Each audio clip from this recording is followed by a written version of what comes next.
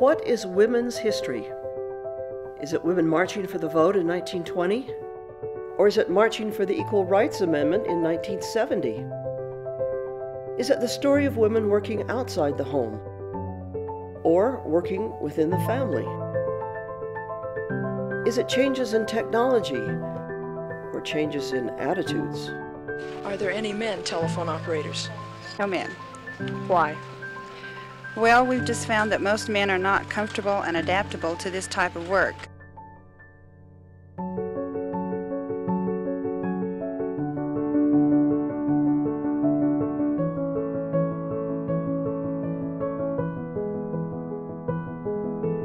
Women's history is widely unknown. Even to themselves, they hardly look at their lives as being important or having effect on others, and merely documenting, putting where it can be retrieved and preserved.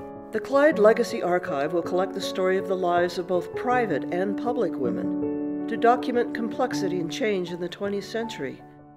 The kind of stories families usually share only around the home table, like the story from the early 1970s when Aileen Clyde and her daughter-in-law became the first women to work on the road crew of the family construction business. So we became certified flag persons.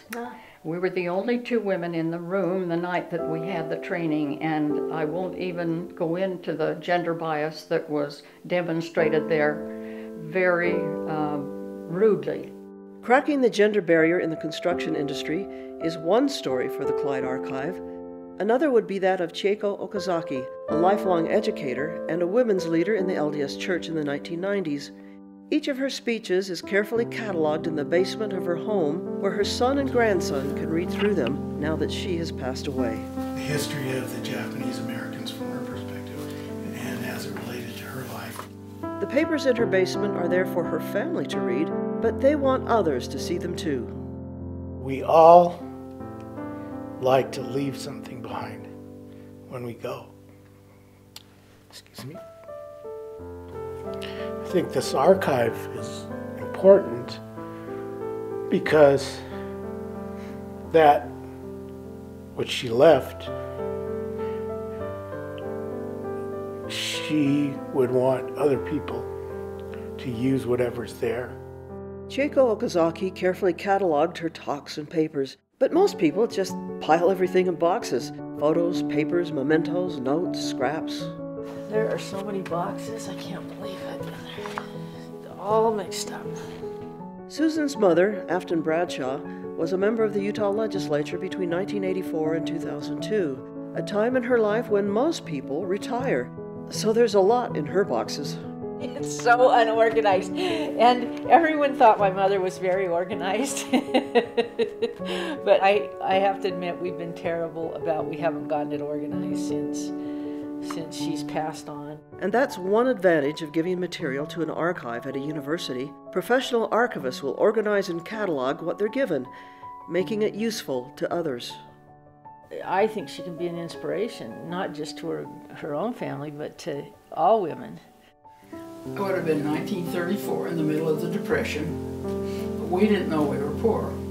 In addition to collecting papers, the archive will also be recording oral histories. And then in the summertime, we went up the canyon.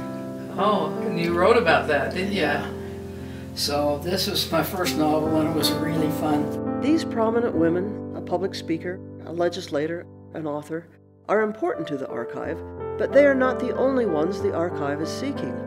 The complete life of 20th century women involves the quiet women. It's the women whose name has never been in the paper that I think we need to value that experience. There's just a dearth of documentation of that.